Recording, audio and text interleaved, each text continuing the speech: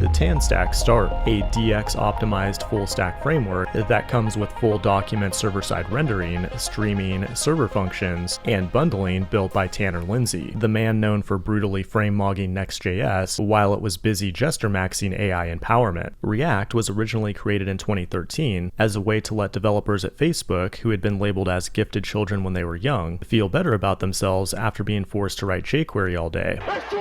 Its goal was to simplify the complexities of managing state in front-end applications. In 2016, it then escaped the browser with the release of Vercel's Next.js, a zero-config framework built on top of React that offered server rendering out of the box. At first, it was pretty nice. It taught millions of bootcamp grads what a server was and empowered them to ship less JavaScript to the client. But over time, as React itself went through its own identity crisis, so did Next. This eventually led to some breaking changes, some pretty rough security vulnerabilities, and just overall bad vibes for the framework. Then last year, Tanner came along and said, what if we could have a React framework that was type safe, server first, highly performant, but without all the heavy abstractions? So that's what he built, and it's called TanStack Start. Creating a new project is simple. Just run this command. From there, you can choose from a bunch of different configuration options to start out with. Once you do that, you'll have an app that comes out of the box with vtest for testing, the Tailwind for styling, TanStack Router for routing, and TypeScript with end-to-end type safety. If you have logic that should only run on the server, like if you want to connect to a database or work with the file system or environment variables, you can create a server function that can be used anywhere in your app, and it'll maintain type safety across the network. And because Start is built on TanStack Router, which uses file system-based routes, if you want to add a new route to your app, you just create a new file in the routes directory. From there, you can also specify any data that route needs using a loader, and that data will be available to the route before it's rendered. And if you want to create an API route for handling raw HTTP requests, you can do that with the same create file route API, but with the server property. This has been TanStack Start in 100 seconds. If you want to see more videos like this, let me know what you want to learn about next in the comments. Thanks for watching, and I will see you in the next one.